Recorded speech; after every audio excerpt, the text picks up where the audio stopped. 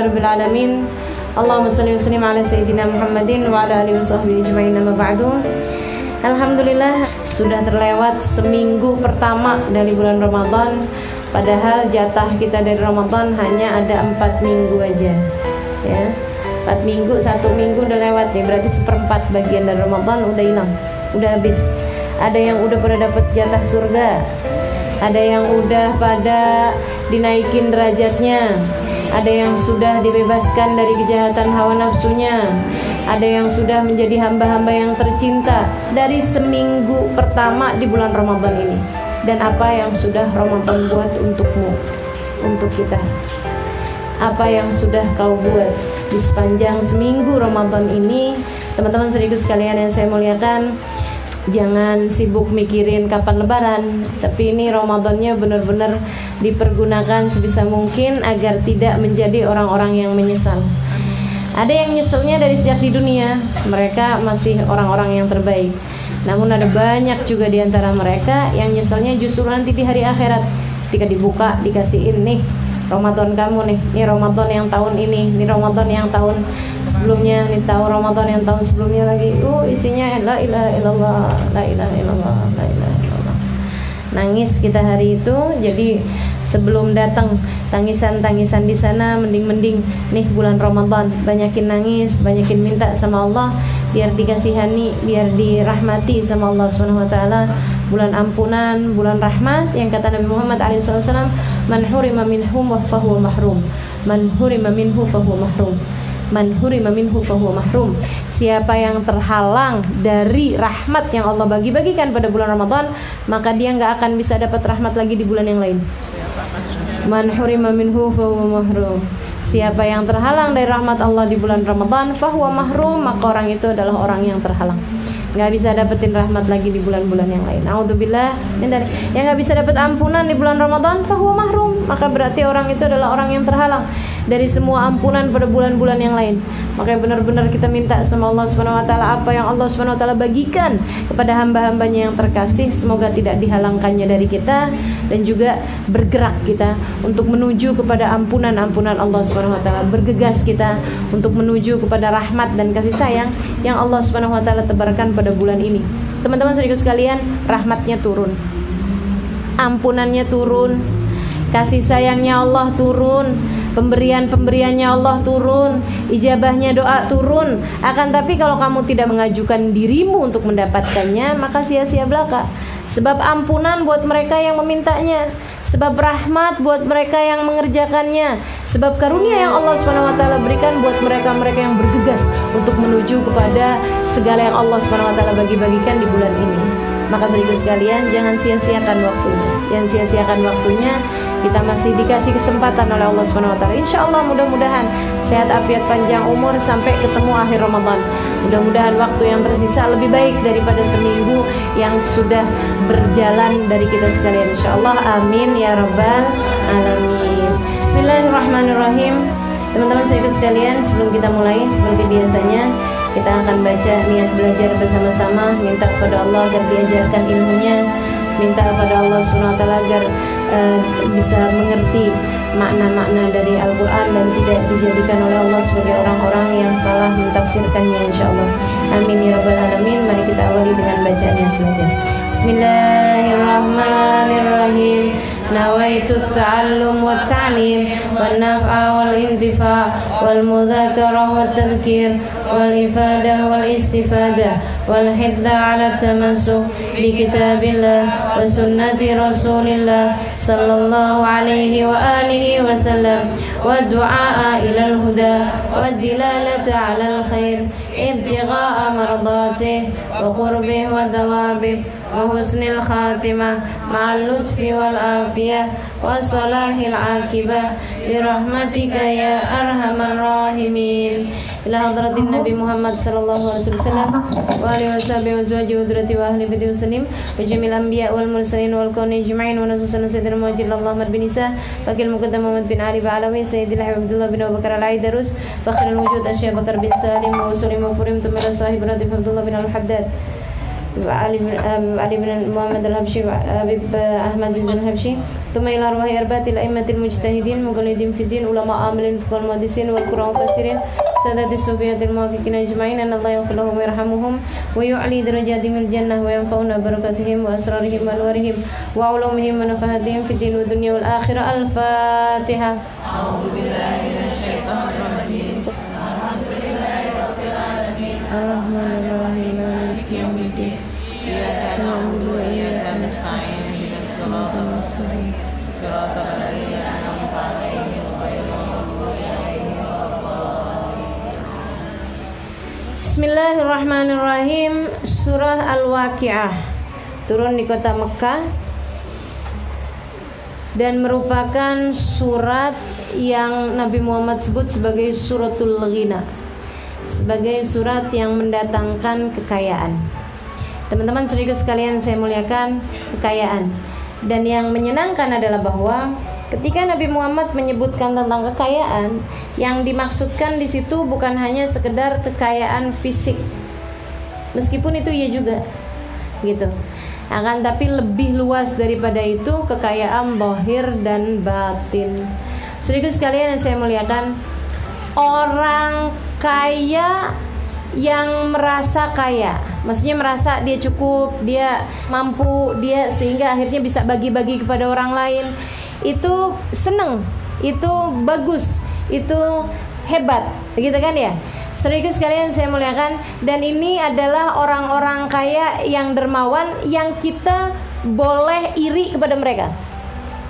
Katanya Nabi Muhammad SAW, la ghibta illa fitnain. Kamu nggak boleh iri kecuali sama dua orang. Sama dua orang doang kamu boleh iri. Siapa itu? Orang yang dikasih ilmu, kemudian dia mengamalkannya dan mengajarkannya kepada orang lain. Silahkan iri sama mereka. Maksudnya kepengen gitu, bukan iri kepengen dia jadi bodoh, bukan iri kepengen kita jadi tempatnya dia kemudian dianya enggak gitu ya. Nah, itu namanya hasud, bukan iri. Teman-teman sekalian, beda antara ghibtah sama hasad dalam bahasa Arab itu ya. Itu yang pertama tuh kita boleh iri, maksudnya kita boleh kepengen buat jadi kayak begitu. Faham maksud saya? Gitu ya.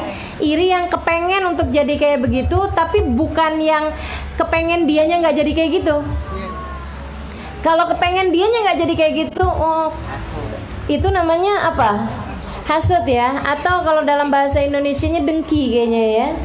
Gitu ya. Jadi silahkan kepengen jadi kayak begitu, tapi jangan berpikir bahwa dianya jangan jadi kayak begitu. Gitu. Jadi katanya Nabi Muhammad, la ghibtah illa fitnain. Kamu jangan kepengen atau jangan ngiri kecuali sama dua orang. Yang pertama, orang yang dikasih ilmu, kemudian dia mengamalkannya buat dirinya sendiri, dan dia juga mengajarkannya kepada orang lain. Silahkan kamu iri kepada orang yang seperti itu, dan kamu kasih semangat anak-anak kamu untuk jadi kayak begitu. Karena pengagunganmu terhadap seseorang itu akan membuat anakmu kepengen jadi orang yang kayak begitu. Sebab setiap anak kepengen menjadi seorang yang dibanggakan, yang dikagumi oleh orang tuanya. Gitu ya. Tuh, nah, hebat tuh kalau jadi orang alim, hebat tuh kalau jadi orang pinter, hebat kalau jadi ustadz, jadi dai. Kok kamu bisa kayak begitu tuh, bisa ngajar, ya Allah, mama seneng banget kalau kamu terus bisa jadi kayak begitu. Hafal Quran, hafal hadisnya Nabi, bisa ngajarin orang, ya kayak apa mama senengnya. Itu kalau kita kayak begitu, gitu ya, itu akan melahirkan anak-anak yang tergerak untuk jadi yang seperti itu. Tapi kalau kita pas ngelihat, wih jadi pejabat seneng ya, kalau lewat mobil-mobil diberhentiin, itu anak akan juga kepengen jadi pejabat, kepengen jadi orang-orang yang dimuliakan di masyarakat, kayak gitu ya. Atau ngelihat misalnya acara-acara di televisi, lomba-lomba nyanyi gitu ya, wah suaranya bagus nih, ini mama mengidolakan dia nih, mama mengidolakan. Ya Allah, sehingga anak pun kemudian akhirnya menjadi ikut-ikut ke bawah juga, kepengen gitu. Waduh, kalau saya jadi artis gimana, kalau saya jadi penyanyi gimana gitu. Ini kayaknya banyak kesalahan-kesalahan anak disebabkan karena kesalahan orang tua. Makanya hati-hati teman-teman. Mudah-mudahan kita semuanya menjadi yang dapat menumbuhkan benih-benih kebaikan dalam diri anak-anak kita, insya Allah. Amin. La ghibta illa fitnain. Satu, orang yang dikaruniai ilmu, kemudian dia mengamalkannya untuk dirinya sendiri dan juga mengajarkannya kepada orang lain. Kemudian yang keduanya, kata Nabi Muhammad SAW, orang yang dikaruniai harta dan dia mensedekahkannya. Jadi bukan asal kaya gitu ya. Orang kaya banyak teman-teman sekalian, tapi yang bisa membagi-bagikan harta kekayaannya, yang bisa nggak tegaan ngelihat orang susah, yang selalu aja kemudian kepengenannya adalah untuk bisa membantu orang lain, ini silahkan iri kepada mereka. Silahkan iri kepada mereka. Saudaraku sekalian saya muliakan, mereka-mereka ini hamba-hamba tercinta di sisi Allah SWT. Dan ini ya, orang kaya yang merasa kaya, merasa dirinya mampu, merasa dirinya cukup, kemudian dia bisa bagi-bagi kepada orang lain. Nah, ini adalah orang yang paling enak nih, paling beruntung nih. Kemudian yang kedua, orang miskin yang merasa kaya. Bagus, betul gak? Dia sebenarnya ya sederhana aja hidupnya, semuanya serba-serba sedikit, tapi dia merasa sangat kaya, merasa mampu sehingga dia merasa nggak perlu buat minta-minta sama orang, nggak pernah merasa perlu buat kepengenan sama yang dipunya sama orang. Teman-teman sekalian saya muliakan, dan merasa bahwa apa yang dia punya sudah banyak sekali lebih dibandingkan dengan apa yang dia perlukan.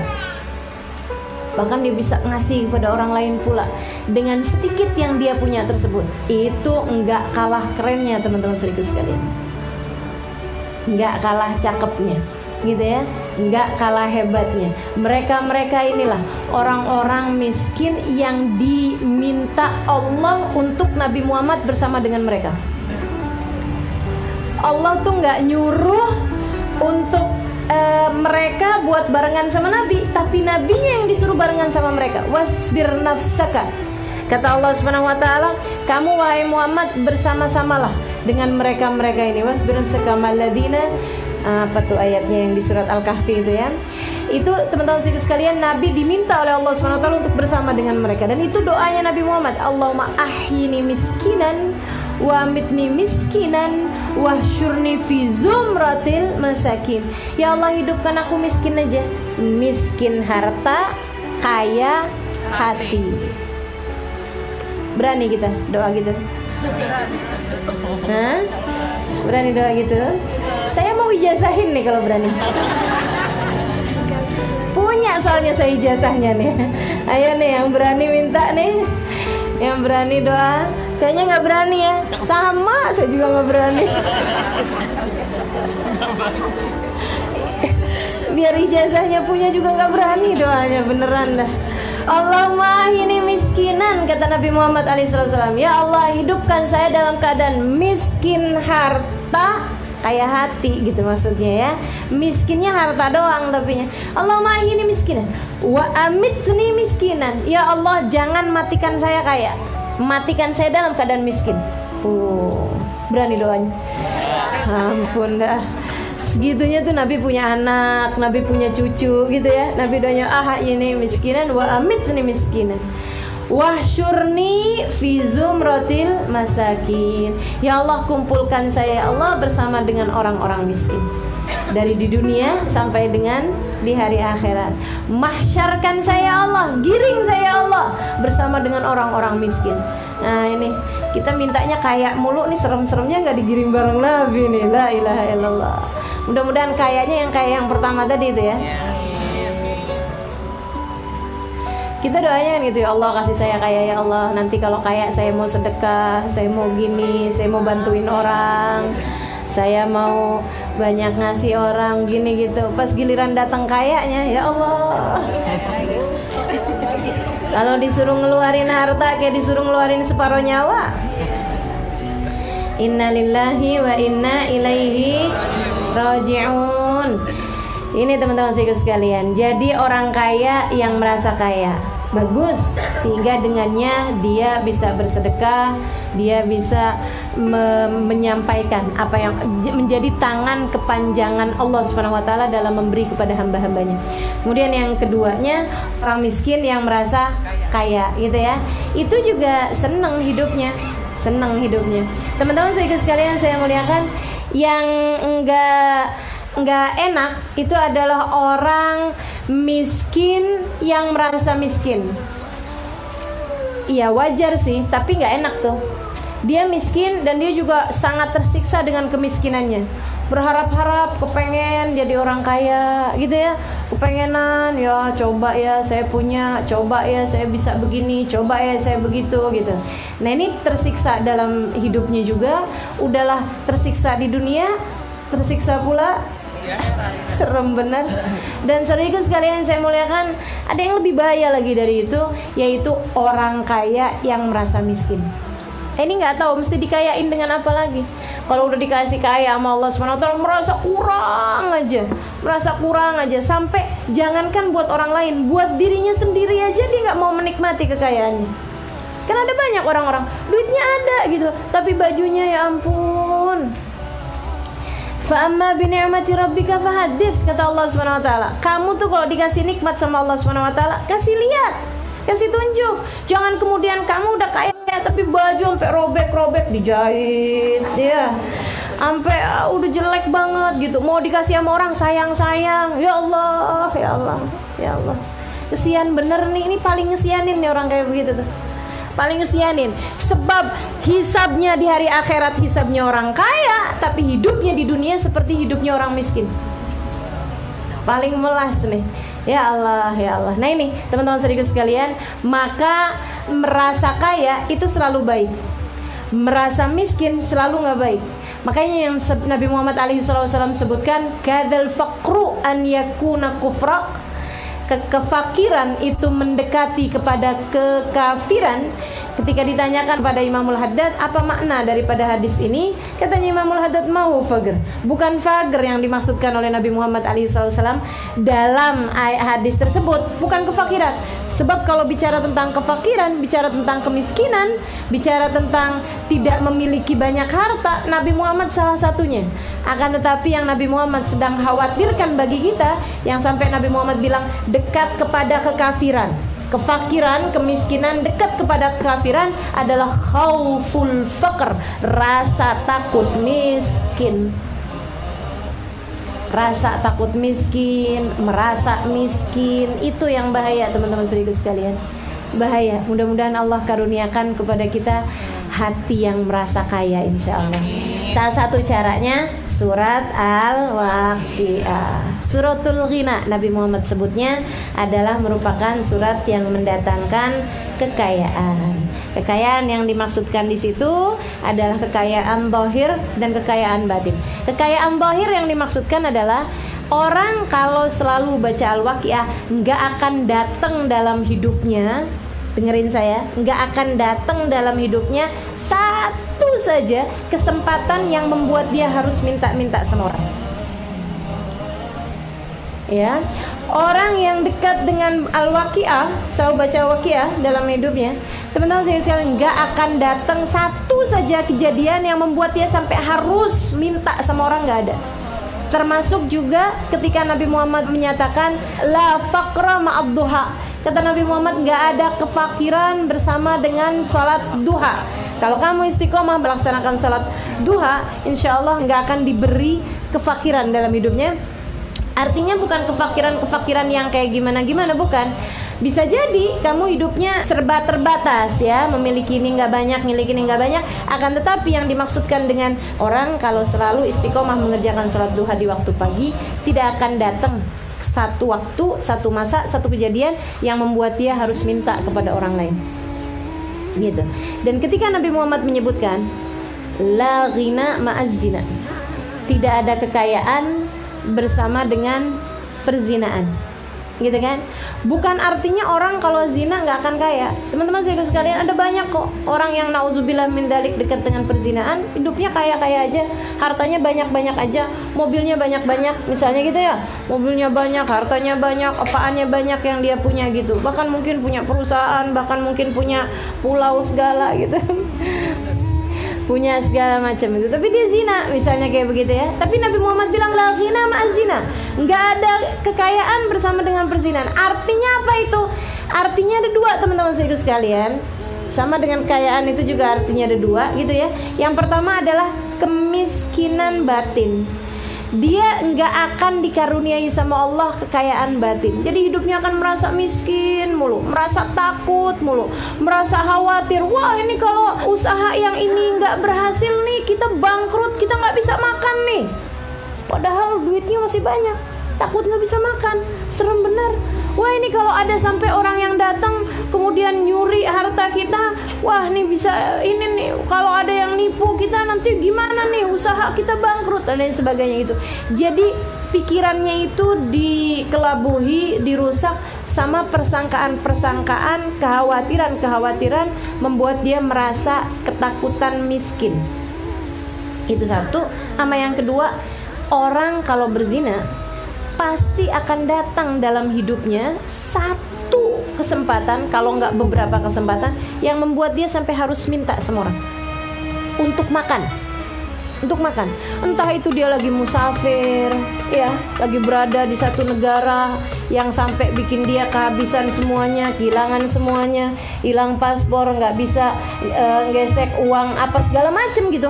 Jadi artinya meskipun kaya sekalipun, pasti aja ucapan Nabi itu pasti selalu benar. La ghina ma'azina, nggak ada kekayaan, nggak ada kecukupan bersama dengan zina. Sebagaimana la faqra ma'adduha, bersama dengan salat duha tidak akan ada kefakiran. Artinya bahwa orang kalau selalu salat duha, insya Allah dikaruniai Allah Subhanahu wa ta'ala kekayaan batin, perasaan merasa cukup, qanaah dengan apa yang Allah Subhanahu wa ta'ala beri. Nah, itu satu. Sama yang keduanya, dikasih kekayaan, artinya merasa cukup aja dalam kehidupannya, tidak akan datang dalam kehidupannya kesempatan atau waktu atau kejadian yang membuat dia harus meminta kepada orang lain untuk makannya dia, untuk kehidupannya dia. Itu ya. Jadi gimana kalau kita nanti kalau pas lewat-lewat di bawah-bawah kolong jembatan, kita ajarin orang-orang buat sholat duha. Bu, sedekahnya Bu. Dek, sholat duha ya Dek. Atau baca surat Waqiah. Kita kasih ini dia baca nih, kaya kamu langsung. Ya Allah. La faqra ma'adduha. Teman-teman sekalian yang saya muliakan, suratul ghina. Ini disebutnya di surat Al-Waqiah. Saudaraku sekalian saya muliakan, bahkan Sayyidina Ibnu Mas'ud alaihi ridwanullah ketika meninggal dunia, dia itu memberikan seluruh hartanya sebelum meninggal gitu ya, jauh sebelum dia meninggal, dia sudah mendermakan seluruh harta yang dia punya untuk umat Islam. Beliau setiap kali punya duit banyakan, sedekahin sampai habis. Ntar punya duit banyakan lagi, sedekahin sampai habis. Kayak gitu tuh kerjanya Ibnu Mas'ud. Sampai waktu ada salah satu peperangan, beliau membawa seluruh hartanya untuk dibawa ke medan peperangan tanpa meninggalkan sedikit pun buat keluarganya. Ada orang yang nanyain, "Mada tarak li ahli baitika ya Ibnu Mas'ud?" Apa yang kamu tinggalkan untuk keluargamu ya Ibnu Mas'ud? Ibnu Mas'ud menjawab, "Inni taraktu lahum suratal Waqiah." Aku tinggalkan buat mereka surat Al-Waqiah. Kalau kita begini, ya ampun. Anaknya kita mau jalan gitu, anak kita minta duit jajan, terus kita bilang, "Nak, mama udah tinggalin kamu surat Al-Waqiah." Dimarahin kita sama anak kita ya. La ilaha illallah. Bu, minta duit belanja Bu, udah ada tuh surat Waqiah.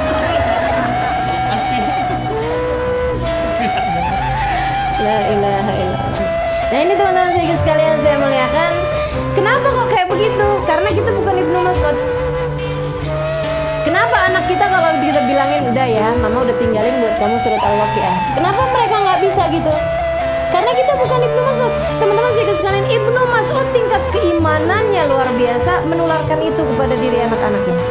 Kalau tingkat imanmu seperti Ibnu Mas'ud, anakmu menjadi seperti anaknya Ibnu Mas'ud, kamu bisa melakukan hal yang sama.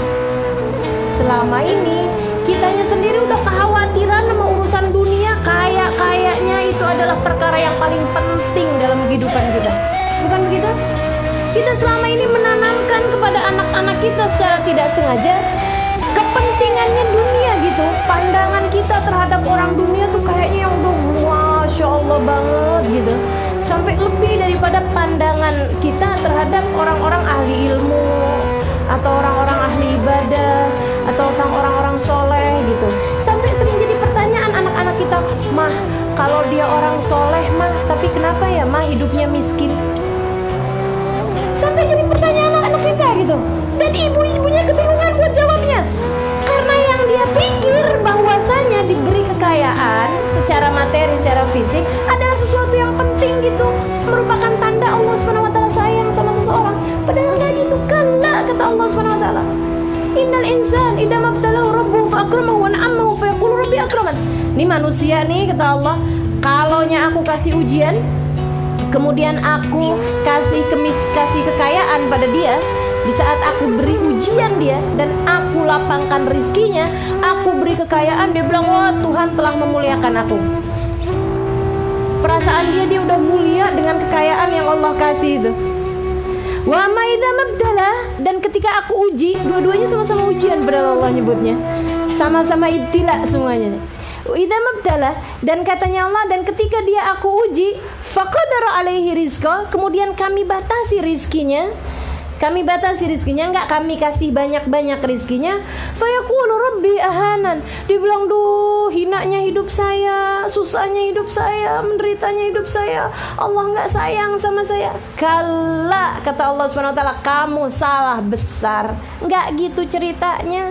Dua-duanya sama-sama ujian, dua-duanya sama-sama cobaan yang Allah SWT berikan. Maka teman-teman saudariku sekalian yang saya muliakan, kaya miskin bukan pertanda orang dicinta sama Allah SWT. Hati-hati terhadap pikiranmu. Kalau kamu menganggap bahwa orang kalau dikasih kaya berarti dia disayang sama Allah, orang kalau dikasih miskin berarti dia dihinakan sama Allah SWT, kamu sedang menjelekkan Nabi Muhammad alaihissalam. Nabi Muhammad hidupnya banyak miskin, teman-teman saudariku sekalian. Dan miskinnya Nabi adalah pilihan yang beliau pilih sebagai jalan hidup beliau sendiri. Kalau engkau merasa bahwa orang kaya adalah orang yang dimuliakan Allah dan orang yang miskin adalah orang yang dihinakan Allah SWT, bisa jadi engkau akan lebih memuliakan Abu Jahal daripada Nabi Muhammad SAW. Secara Abu Jahal itu adalah orang yang kaya, Abu Lahab kaya, Umayyah bin Khalaf kaya. Teman-teman sekalian, ada banyak orang-orang yang kaya-kaya di zamannya Nabi Muhammad SAW, di saat yang Allah SWT jadikan Nabi Muhammad adalah orang yang miskin-miskin saja. Maka teman-teman saudariku sekalian saya muliakan, rubah pikiran yang ada dalam pikiranmu ini. Mudah-mudahan Allah SWT karuniakan kemampuan untuk berpikir dengan pikiran yang lurus, insyaAllah. Kemampuan untuk berpikir dengan pikiran yang benar, insyaAllah. Mudah-mudahan Allah memandu, membimbing kita untuk selalu berpikir di jalan yang Allah SWT karuniakan kepada para hamba-hamba yang tercinta di sisinya. Amin ya rabbal alamin. Inni taraktu lahum suratul waqi'ah. Kata Ibnu Mas'ud ketika ditanya, apa yang kau tinggalkan buat keluargamu? Teman-teman sekalian saya muliakan, kemudian kita beranjak pada surat-suratnya, beranjak kepada ayat-ayatnya. Idza waqa'atil waqi'ah, dan ini merupakan salah satu dari surat-surat dalam Al-Qur'an yang punya cara bercerita Allah SWT yang menakjubkan. Semua surat, semua ayat Allah SWT menakjubkan. Akan tapi ini tuh teman-teman sekalian, pernah lihat film enggak?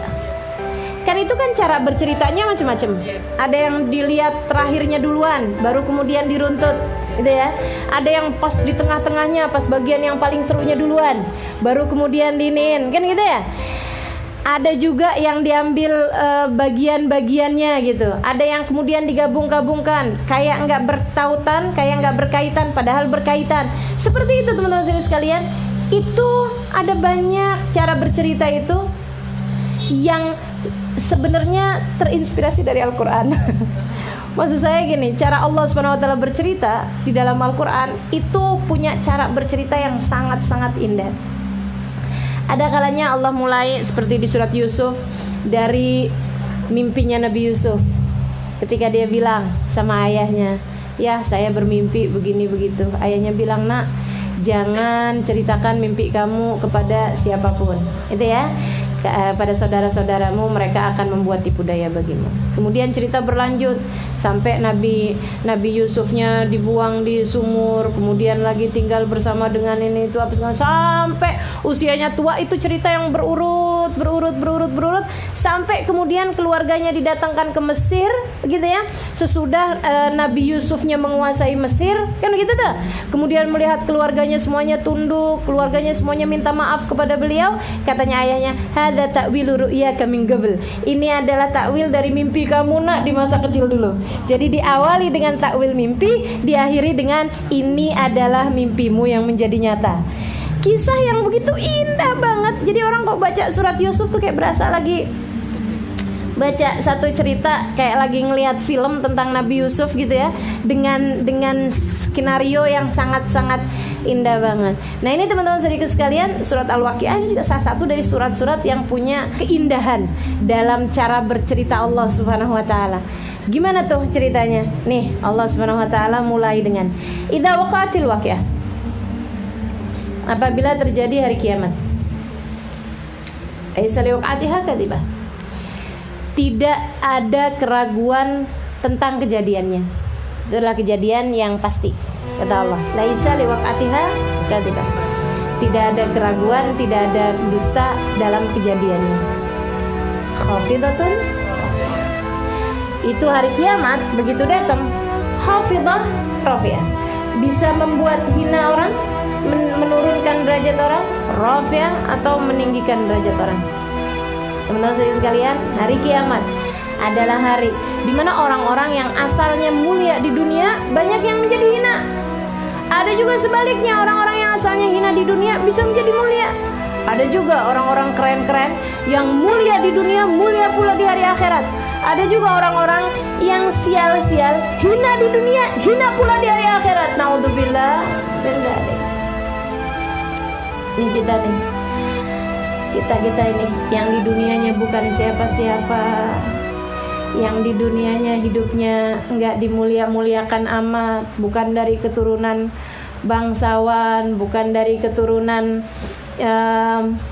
orang-orang terpandang. Teman-teman saudaraku sekalian saya muliakan, cari kemasyhuran, cari kecantikan, cari kelas, entar aja di akhirat. Sebab akhirat khafidatun rafi'ah yang hakiki.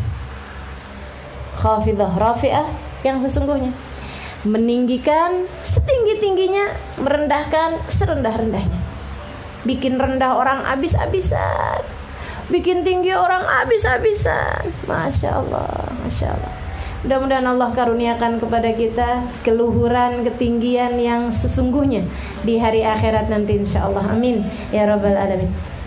Hari kiamat, idza rujjatil ardu rajja. Apabila bumi diguncangkan dengan seguncang-guncangnya, sedahsyat-dahsyatnya. Wa busitul jibalu bassa, dan gunung-gunung diluluh lantakkan oleh Allah Subhanahu wa taala dengan seluluh lantaknya, dengan sehancur-hancurnya. Bumi diguncang-guncangkan, sementara gunung-gunung diluluh lantakkan, dihancur-hancurkan oleh Allah Subhanahu wa taala. Dijadikan bubur sama Allah Subhanahu wa taala gunung. Padahal gunung-gunung batu itu kan kerasnya kayak begitu, sama Allah jadikan bubur, teman-teman saudaraku sekalian.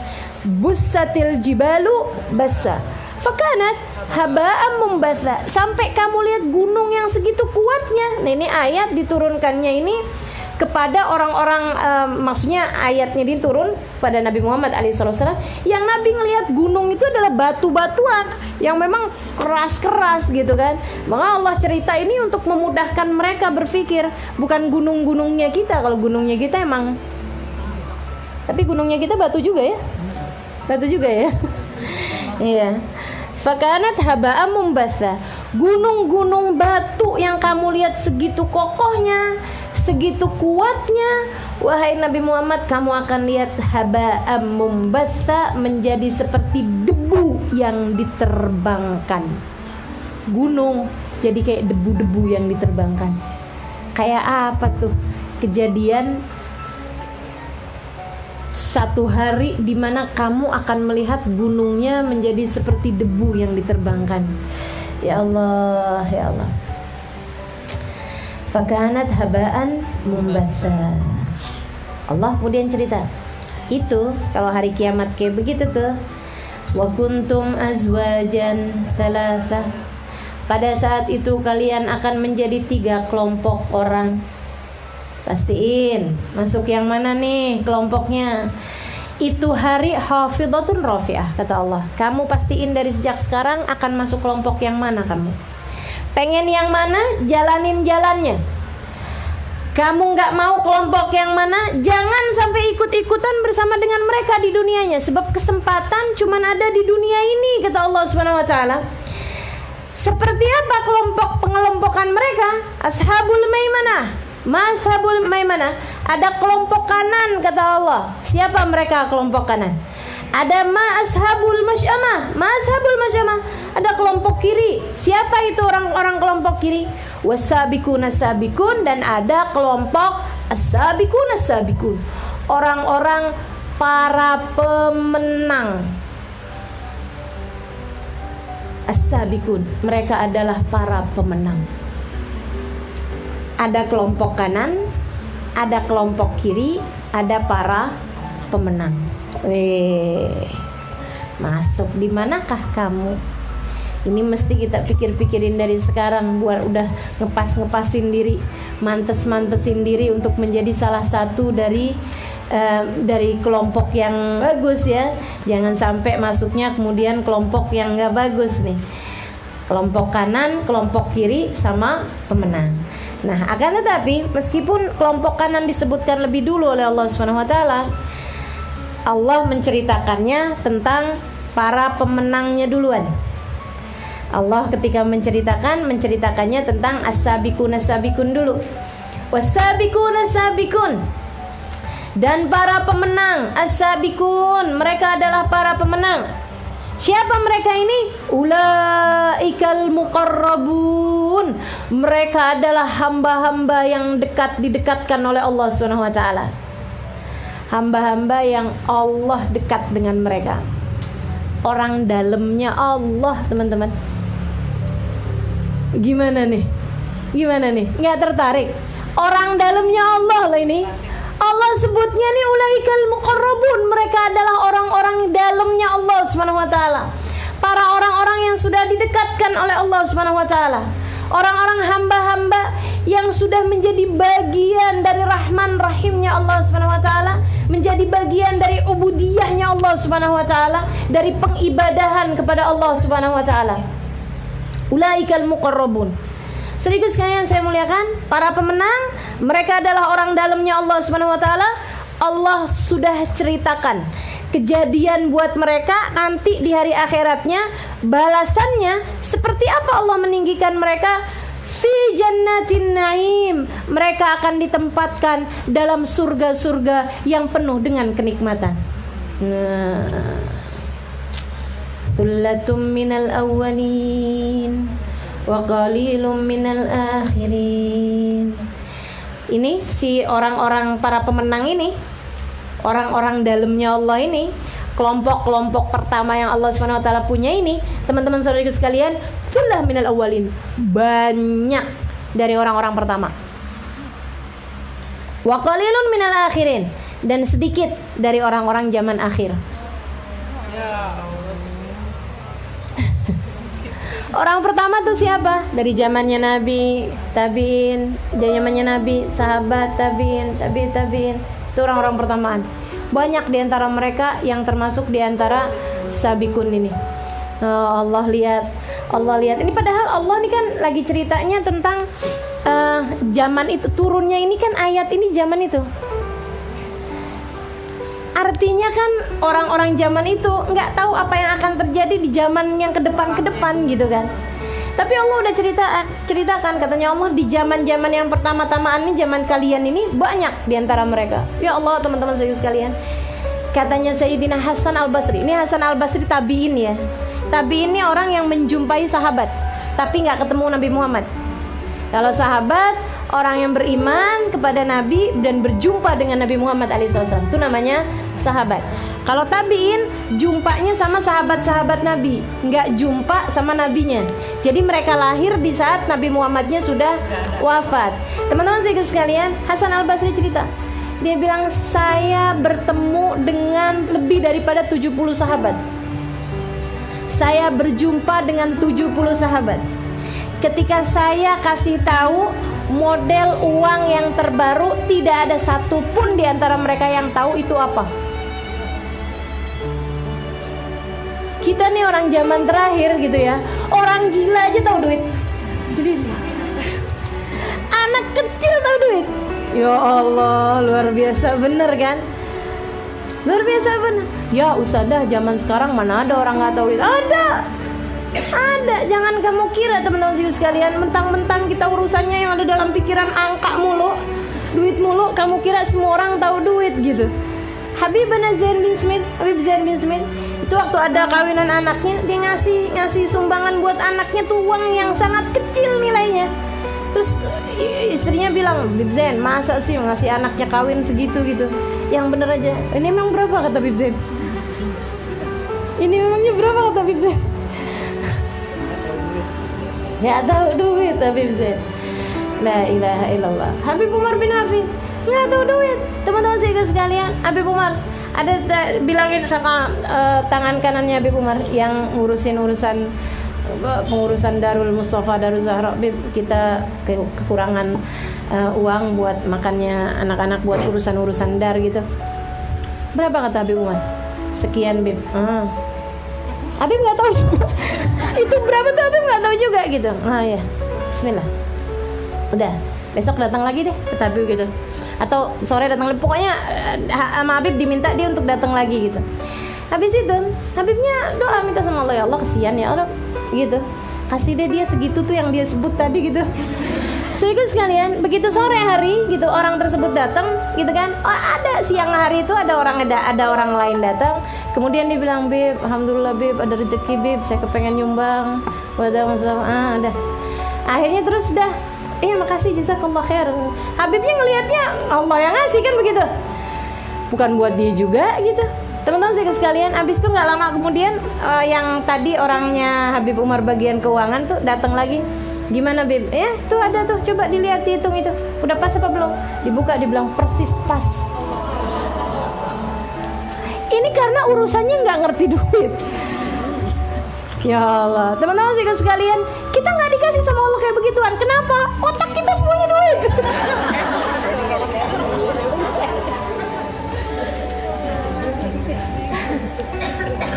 La ilaha illallah.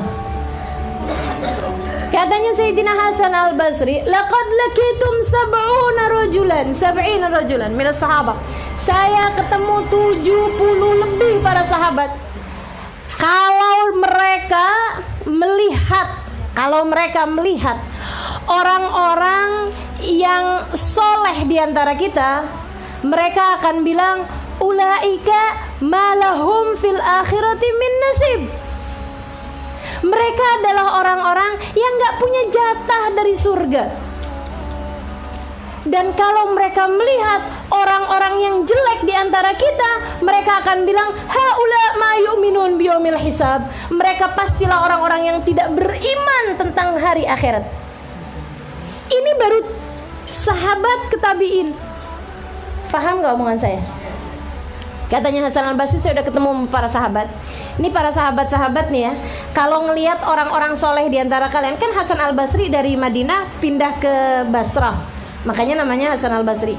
Di Basrah dia kan ketemu orang Islam, sholat, ibadah, bagus. Masih sirnya sahabat-sahabat kan masih banyak pada masa tersebut. Nabi Muhammad baru wafat beberapa puluh tahun aja kok.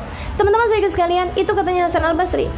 Ini orang-orang solehnya sahabat, kalau ngelihat kalian, ngelihat yang soleh-soleh di antara kalian, bilangnya, ya ampun, ini sih kalau masuk surga kagak ada jatahnya nih. Ya Allah, Robi. Yang kelas gitu ya, saudara. Beda kelas itu dari sahabat ke tabiin. Saya nggak bisa bayangin kalau Hasan al-Basri ngelihat kita nih.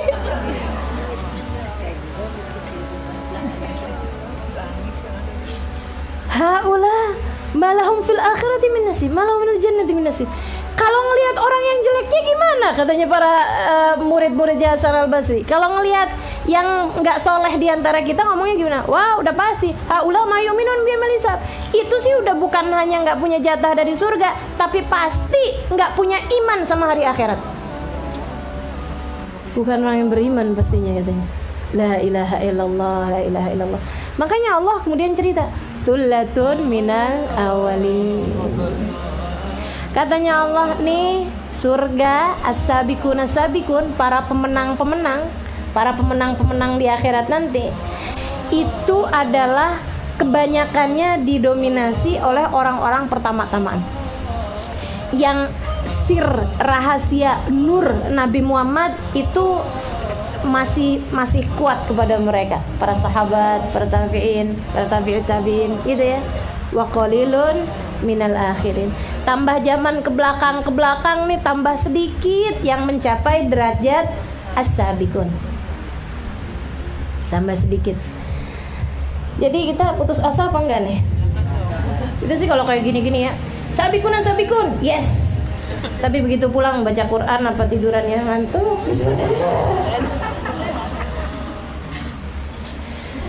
La ilaha illallah. Teman-teman sekalian nih, parah kita nih urusan cinta dunia, penyakit hati, iya, ibadah dikit, dosa ngerjain mulu. Tapi kalau ditanya surganya di mana, Firdaus paling tinggi. Kelompok mana kamu dari surat Al-Waqiah? Sabiqun as-sabiqun. Yes. Thullatun minal awwalin wa qalilun minal akhirin. Dikit yang kelompok dari al-akhirin ya, kelompok-kelompok yang terakhir dikit kata Allah Subhanahu wa taala. Ya, mau minta rada-rada malu, tapi kalau nggak minta takut nyesel. Minta aja ya, siapa tahu gitu. Sekarang belum pantas, kapan-kapan kali-kali pantas. Atau seenggaknya barangkali ada dari qalilun minal akhirin yang narik tangan kita. Nah itu yang saya harap.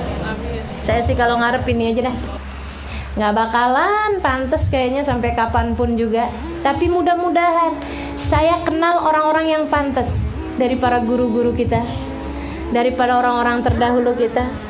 Cinta saya kepada mereka mudah-mudahan gitu ya, bikin mereka kemudian si Halimah kesianan anak kita, si Halimah kesianan murid kita gitu. Mudah-mudahan gitu. Kita ngarepnya kayak begitu. Kayaknya mau mempantaskan diri kok jauh banget, tapi mudah-mudahan ada salah satu dari tangan-tangan mereka yang menarik kita. Amin ya rabbal alamin. Makanya teman-teman sekalian, baca dikiran jangan pakai ngarang. Cari dari dikirannya Imamul Haddad, dari dikirannya Syekh Bakar bin Salim. Kan gitu ya? Mau baca kitab, dah nggak usah pakai nyari-nyari yang penulis-penulisnya nggak kita kenal, begitu kan? Mending-mendingan yang udah pasti-pasti aja, gitu. Yang orang-orangnya memang bacaan-bacaannya, kitabnya bisa bawa kita kepada jalan-jalan mereka, ada sirnya, sir menghubungkan diri. Makanya kalau kita pergi kemana-mana, cari orang soleh di negeri tersebut, temuin, itu tujuannya. Tujuannya nyambungin hati, nyambungin diri. Karena kita seberapapun kita mampu ngerjain ibadah, nggak bakalan bisa masuk kepada as-sabiqun as-sabiqun. Kita hakikatnya ibadah kita nggak ngerti. Ada seorang ulama bilang, saya tahu ibadah saya nggak bakalan diterima sama Allah. Saya tahu ibadah saya nggak bakalan diterima sama Allah. Orang soleh lah ini ya. Dia bilang kenapa? Karena saya itu bukan ibadah, saya cuma lagi belajaran ibadah. Lah kenapa kamu terus ngerjain ibadah? Ya, biar kalau kapan-kapan saya menjadi orang yang ibadahnya pantas diterima sama Allah, dia bilang seenggaknya saya sudah terbiasa jalaninnya kayak gitu. Nah kita nih ibadah masih belajaran gitu ya, tapi ngerasanya udah jadi kayak sok-sok ahli ibadah gitu. Jadi kayak anak kecil, ditanyain anak kecil banget itu lah. Nah kamu sekolahnya kelas berapa? 6. Padahal nggak tahu juga angka 6 itu berapa gitu. Pernah lihat gak anak kecil-kecil? Anak umur 3 tahun ya kan, bawa-bawa ini gitu. Saya ngerasanya sih kalau lagi ibadah tuh kayak gitu, anak bawang. Kita kalau lagi sholat terawih gitu ya, kayak yang belajaran terawih. Lagi baca Quran, belajaran baca Quran. Kalau lagi ngaji kayak gini nih, belajaran ngaji nih. Ini kita nih sekarang nggak ngaji beneran teman-teman saya sekalian, belajaran ngaji. Ngaji yang sebenarnya. Imam Syafi'i bilang, saya di depan Imam Malik tidak pernah mengangkat kepala saya. Saya di depan Imam Malik akan pelan-pelan membuka kitab saya sehingga tidak merusak konsentrasinya Imam Malik. Ini belajar beneran namanya. Teman-teman saya sekalian yang saya muliakan, Habib Muhammad bin Abdul Haddad, dia bilang saya pesantren berapa tahun gitu ya, lama, waktunya lama. Dia bilang saya baru nyadar begitu mau keluar bahwa ada beberapa jendela di kamar saya. Ada tokoh jendela-jendela kecil di kamar saya. Saya baru nyadar. Dari konsentrasinya sama belajar, kita boro-boro jendela gitu ya. Teman-teman kita tahu semua. Dia punya keluarga berapa, dia hafal semua. Saya waktu mondok hafal semua saya. Teman saya yang mana yang punya abang ganteng tahu saya.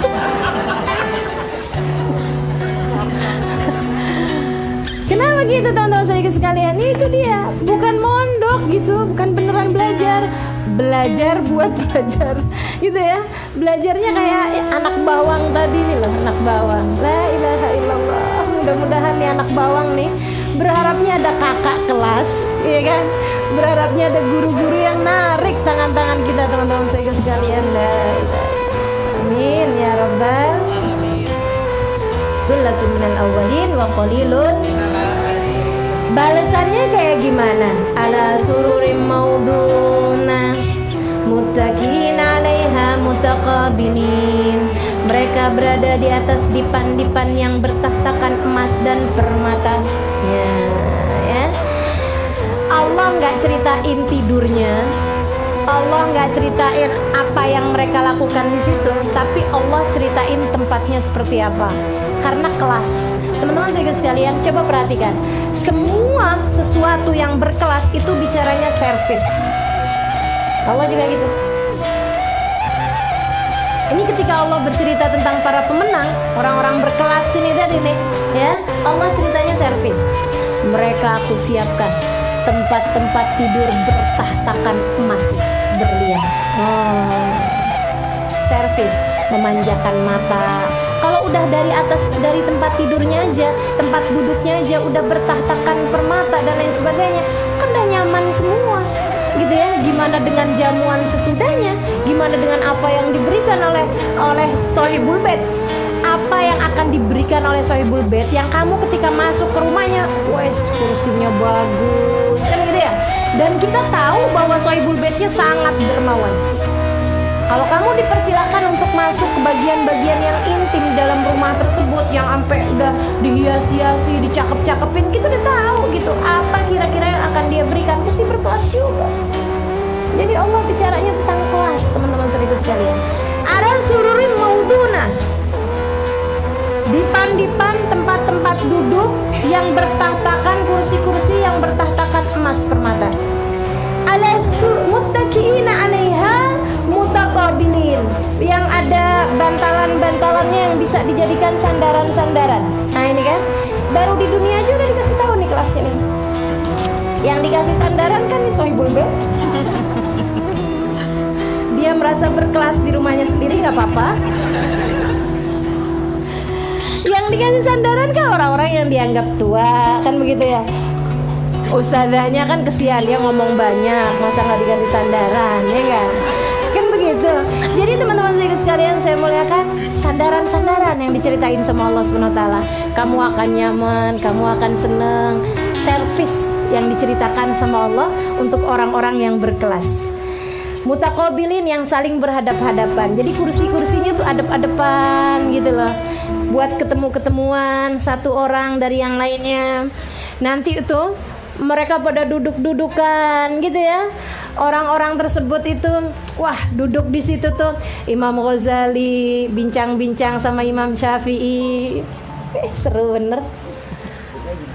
Di kursi-kursi yang bertahtakan emas permata tadi ini. Itu dia masalahnya, kitanya di mana tuh? Saya ingat ucapan Habib Umar tuh waktu bahas surat Al-Waqiah, ya.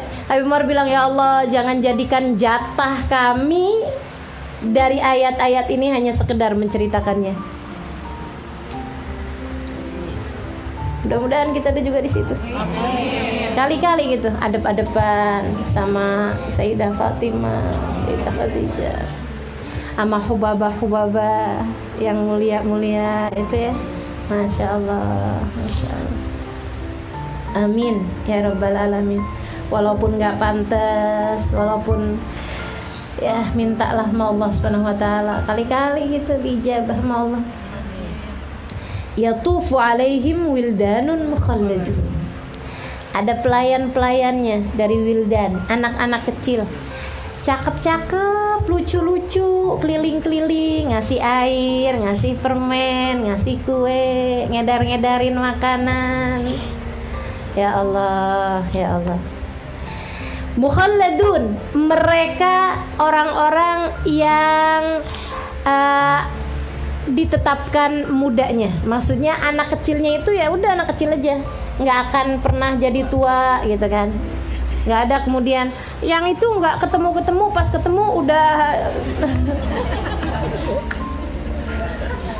tua gitu ya. Nggak ada ceritanya gitu. Si itu mana dek, kemarinan teman kamu tuh, oh dia udah nggak bisa lagi jadi wildan, udah ketuaan. Nggak ada tuh. Mukhalladun kata Allah Subhanahu wa taala. Mereka tetap muda-muda semuanya ya. Bi akwabin wa abarika wa ka'sin mim ma'in. Dan itu mereka bawa-bawa gelas-gelas. Ada ceret-ceret. Yes, cakep-cakep bawain gelas. Jadi anak kecil-kecil itu nuangin kopi, nuangin minuman-minuman surga, nuangin madu, nuangin khamr. Kan ada khamr juga tuh di sana ya. Anggur maksudnya yang tidak memabukkan ya. Masa teler di surga asik. Tuang-tuangin, taruhin atuh gitu. Jadi teman-teman sekalian tuh yang diceritain gelasnya, nggak diceritain apa yang dituangin. Kalau udah gelasnya aja bagus, cakep, nah kan udah pasti yang dituangin juga enak-enak, iya kan? Jadi itu kayak begitu tuh nikmat yang Allah SWT berikan. La yusaddauna anha wa la yunzifun. Nah ini airnya itu nggak bikin pening, nggak bikin pusing, wala yunzifun, dan nggak bikin mabuk. Ya tadi tuh apa namanya dari khamr-khamr yang dituangkan. Wa fakihatin mimma yatakhayyarun. Ada buah-buahan. Buah-buahannya yang apa-apa banyak, macam-macam enggak. Mimma yatakhayyarun, buah-buahan yang mereka pilih. Kelas teman-teman sekalian. Buah-buahannya aja buah-buah pilihan. Jadi nggak segala ada. Cermek nggak ada tuh, kesemek nggak ada tuh, iya, buah gohok kagak ada apanya, ya.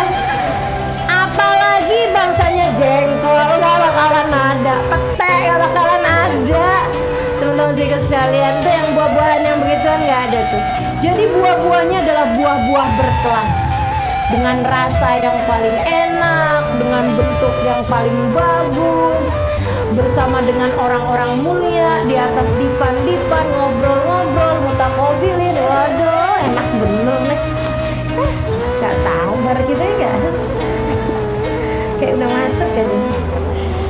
Walahmi tayrin mimma yashtahun, dan ada daging-daging burung mimma yashtahun yang kalian kepengenin.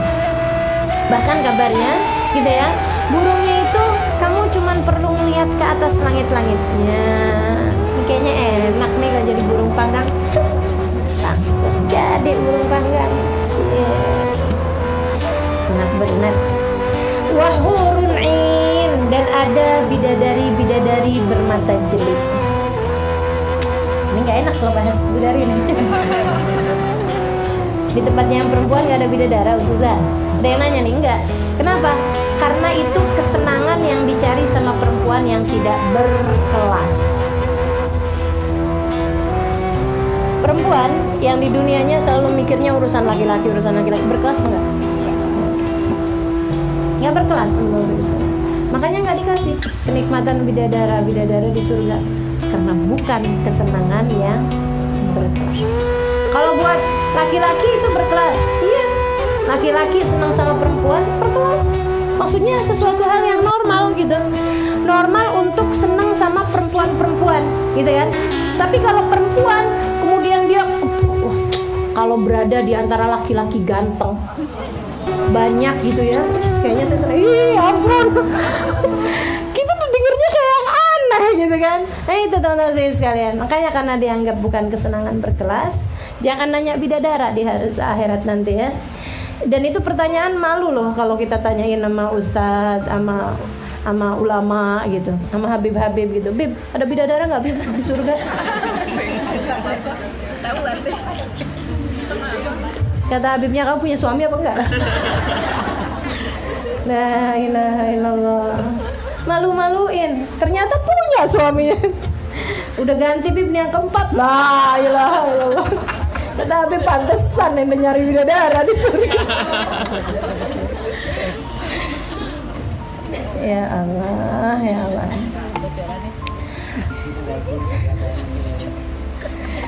Kamthalil lu'lu'il maknun, kata Allah Subhanahu wa taala, perempuan-perempuan tersebut laksana permata-permata al-maknun yang terjaga dengan baik. Permata yang terus-terusan di usap, dipoles gitu ya. Tuh bidadari-bidadarinya kayak gitu.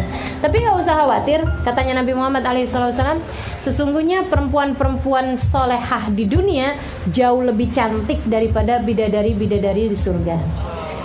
Bidadari di surga nih kayak semacam pelayan gitu loh. Jadi kamu nggak usah cemburu sama bidadari. Agar bidadari cemburu padamu, nggak berkelas amat. Kamu mau cemburu sama bidadari? Bidadari pelayan. Ya enggak, kita majikannya. Kita ratunya kalau masuk surga.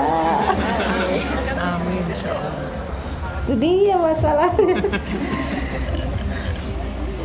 Jazaan bima kanu ya'malun. Itu adalah merupakan balasan atas perbuatan yang telah mereka lakukan waktu di dunia. La yasma'una fiha lagwan wala ta'thima. Bahkan ya, udah kayak begini aja Allah SWT mensifatkan tentang surga, udah kayak kenikmatan berkelas banget, indah banget. Buat orang-orang berkelas tetap aja ketika ditanyakan sama seorang soleh, ahli ibadah, seorang wali min auliyaillah, dia bilang, apa kenikmatan surga yang paling kamu tunggu-tunggu? Apa kenikmatan surga yang paling kamu tunggu-tunggu? Ketemu sama Allah lah. Dia bilang, ketemu sama Allah lah. Dia bilang, selain daripada itu apa lagi? Dia bilang, zikrullah lah. Apalagi yang lebih enak daripada itu? Zikrullah katanya. Mengingat Allah, cerita-cerita tentang Allah barengan sama ahli-ahlillah. Itu dia bilang, apalagi kenikmatan yang lebih besar daripada itu? Bukan urusan makanan, bukan urusan bidadari, bukan urusan wildan, bukan urusan apa-apa nih. Itu orang-orang berkelas. Otak mereka memang udah benar-benar bersih, hati mereka memang benar-benar berkilau ya, sampai tahu gitu kenikmatan yang sebenarnya itu seperti apa. Yang katanya Rabi'al Adawiyah, ya Allah, jika engkau lihat ibadahku cuma karena pengen surga, halangkan aku darinya. Jika kau lihat ibadahku hanya karena takut neraka, masukkan aku di dalamnya. Tapi Kau yang Maha tahu, ya Allah, aku beribadah ini ya Allah bukan karena surga, bukan karena neraka, akan tetapi karenamu ya Allah. Karena cinta padamu, maka jangan halangkan aku untuk berjumpa denganmu. Itu katanya Rabi'al Adawiyah. Sayyidil Habib Ali Al-Habsyi, al-jannatu ma saqani min wasfiha illa likaunil hib fihi hayyama. Iya itu katanya, al-jannah ma saqani min wasfiha. Surga saya nggak tertarik karena sifat-sifatnya, saya nggak tertarik karena balasan-balasannya. Allah cerita tentang surga kayak begini nih, katanya Habib Ali Habsyi. Iya sih, bagus, indah, tapi belum ada nih yang bikin menarik hati saya. Terus kamu pengen surga apa enggak Habib Ali? Pengen. Kenapa? Likaunil hibbi fihi khayyama, karena kekasih hatiku adanya di sana. Nabi Muhammad sallallahu alaihi wasallam. Kalau Nabi milih tempat yang lain, saya pasti bakalan nyari tempat yang ada nabinya, walaupun gak enak sekalipun, daripada surga dengan segala keindahannya kalau gak ada Nabi Muhammad di sana. Makanya teman-teman saudara sekalian, di belakangan nih saya lagi mikir gitu, ya Allah, saya kepengen jadi istri yang soleh. Pengen saya jadi istri yang soleh. Bukan karena saya nggak mau suami saya berpaling hati, meskipun itu ya juga. Ya, bukan karena saya kepengen suami saya menyayangi saya juga gitu, menjadi suami yang soleh bagi saya, meskipun itu iya juga. Tapi maksudnya bukan itu motivasinya gitu. Akan tapi saya kepengen jadi istri yang soleha. Tertarik sama hadisnya Nabi Muhammad, ayu mumra'atin salat fardaha salat syahraha wa ata'at zawja faltadkhulul jannah min ayyi babin sya'at. Kalau ada seorang perempuan salatnya benar, ibadahnya benar, maksudnya salatnya benar, puasanya benar, dia taat sama suaminya, dia jadi istri yang soleha gitu. Nanti kalau dia di hari akhirat nanti boleh milih pintu surga manapun yang dia pengenin. Pintu surga manapun yang dia pengenin. Saya kepengen, saya tertarik tuh sama ucapannya Nabi, boleh masuk dari pintu surga manapun yang dia pengenin, karena saya mau cari pintu surga yang ada Nabi Muhammad di dalamnya. Karena saya pengen masuk, pengen cari pintu surga yang ada Sayyidah Fatimah di dalamnya. Saya mau cari pintu surga yang ada orang-orang yang saya selama ini selalu ceritakan tentang mereka, saya selalu baca tentang mereka. Saya kepengen ntar di hari akhirat bisa sungguh-sungguh ketemu gitu sama mereka. Yuk kita cari bekalan di dunia ini. Yang jadi istri, biarin jadi istri yang soleha. Yang jadi ibu, biarin benar bawa anaknya menuju surga.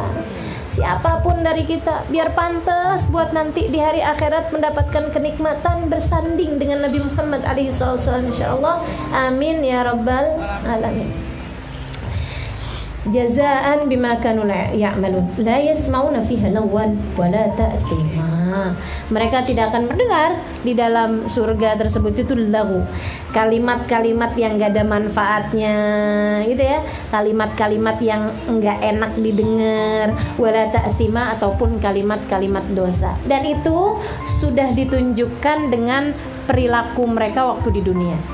Yang pantas untuk kenikmatan berkelas seperti itu, mereka hidup dengan berkelas di dunianya. Mereka hidup dengan berkelas di dunianya. Orang-orang mohon maaf yang selalu ngomong kasar, berkelas apa enggak? Orang-orang yang mohon maaf selalu berbicara kotor dengan lisannya, berkelas apa enggak? Orang-orang yang mohon maaf nonton tayangan-tayangan yang gitu-gitu, teman-teman saudaraku sekalian, berkelas apa enggak hidup? Enggak berkelas. Maka dari sejak sekarang nih, kita memantaskan diri untuk menjadi orang-orang berkelas. Sebab enggak ada lagi kehidupan yang akan dihisab kecuali yang sekarang kita sedang jalani di atas muka bumi ini. Orang-orang yang buka aurat, orang-orang yang kalau pergi pengajian pakai kerudungan, tapi pergi ke tukang sayur kagak pakai kerudungan, berkelas apa enggak? Kamu yang jawab dari sini ya. Nemuin tukang gas nggak pakai kerudungan, sering apa enggak tuh? La yasma'una fiha lagwan wala ta'thima illa qilan salaman salama. Ucapan mereka hanyalah salam, salam, salam. Selalu mendamaikan, selalu menyenangkan, selalu menenteramkan, selalu menghibur, selalu berkata-kata yang baik gitu, selalu mampu menjaga lisannya sehingga tidak termasuk di antara orang-orang yang menyampaikan kalimat-kalimat yang buruk. Teman-teman sekalian saya muliakan, yang ngomong-ngomong kasar meskipun terhadap hal-hal yang memang salah gitu ya, tapi ngapain juga sih, mohon maaf, kayak kasus kemarin orang yang menistakan Al-Quran misalnya gitu ya, semua orang kemudian kayak nggak apa-apa gitu untuk berkata, untuk nggak suka sama dia, ya betul, silakan, itu bagian dari agama, tapi membiarkan lisanmu berkata kasar nggak ada ceritanya. Membiarkan lisanmu berkata kotor, nggak ada ceritanya gitu. Kamu hanya akan menjadi termasuk bagian dari orang-orang yang berkata-kata seperti itu, kan gitu ya. Karena teman-teman sekalian, ini lisan ini adalah mulutnya teko. Dia hanya akan mengeluarkan isi yang ada di dalamnya. Kalau hatimu indah, hanya akan keluar kalimat-kalimat yang indah. Kalau hatimu rusak, yang keluar juga kalimat-kalimat yang rusak. Kalau hatimu berpenyakit, yang keluar hanyalah kata-kata yang membuat sakit hati orang lain mendengarnya. Teman-teman sekalian, kalau hatimu ini isinya adalah kebaikan-kebaikan, yang keluar adalah kebaikan-kebaikan. Kalau hatinya di dalamnya ada banyak Allah dan Rasulnya, yang keluar adalah kata-kata yang membawa orang kepada Allah SWT dan Rasulnya. Termasuk bagian dari lisan yang katanya illa qilan salaman salama, itu adalah apa yang ditulis oleh jempol-jempol kita di handphone kita. Bagian dari lisan kita juga. Bagian dari lisan kita juga. Jadi teman-teman saya sekalian, nggak usah pakai yang namanya kirim-kirim sesuatu yang membuat orang kalau bacanya akan jadi akan jadi kecewa, akan jadi sakit hati gitu. Jangan melakukan hal-hal yang seperti itu. Bayangkan dulu juga, kalau misalnya kesel-kesel nih, wah, pegelnya melaki kita nih misalnya gitu ya, wah rasanya pengen gitu nulis.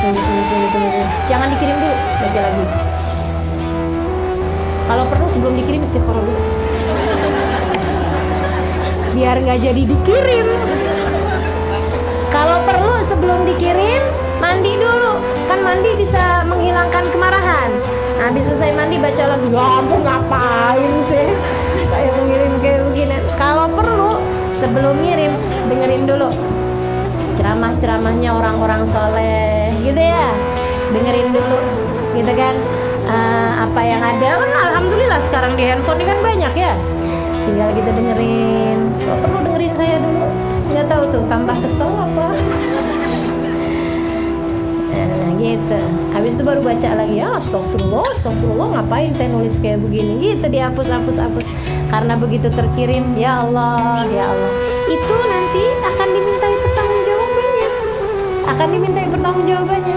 Bahkan andai orangnya ketika memaafkan misalnya gitu ya, luka yang kau sebabkan karenanya belum tentu hilang. Sama kayak orang naroin paku tuh, gitu kan ya, walaupun pakunya udah dicabut, tapi bekasnya itu nggak mudah hilang, teman-teman saya sekalian. Dan demikian pula bekas di dunia ataupun bekas di akhirat, semuanya sudah tercatat. Makanya mudah-mudahan Allah SWT jadikan kita orang-orang yang mampu menjaga diri, terus belajar, hingga jangan sampai ada kata-kata kita yang dapat membuat hal-hal yang tidak baik jadi penyesalan buat kita, insyaallah. Amin. Wa ashabul yamin ma ashabul yamin wallahu a'lam bissawab. Asyhadu an la ilaha illallah, astaghfirullah, nas'alukal jannata wa na'udzu bika minan nar. Asyhadu an la ilaha illallah, astaghfirullah, nas'alukal jannata wa na'udzu bika minan nar. Asyhadu an la ilaha illallah, astaghfirullah, nas'alukal jannata wa na'udzu bika minan nar. Allahumma innaka afuwun tuhibbul afwa fa'fu anna. Allahumma innaka afuwun tuhibbul afwa fa'fu anna. Allahumma innaka afuwun tuhibbul afwa fa'fu anna ya karim. Alhamdulillah, mudah-mudahan kajian hari ini membawa banyak manfaatan bagi kita, menjawab banyak faedah bagi kita sekalian, memperbaiki Ramadan kita di sisanya insyaallah. Mudah-mudahan menjadikan Ramadan kita menjadi lebih bermakna. Amin ya rabbal alamin. Rabbana zalamna anfusana wa illam taghfir lana wa tarhamna lanakunanna minal khasirin. Rabbana atina fid dunya hasanah fil akhirati hasanah wa qina adzabannar. Sallallahu ala sayyidina Muhammadin wa alihi wasallam walhamdulillahi rabbil alamin.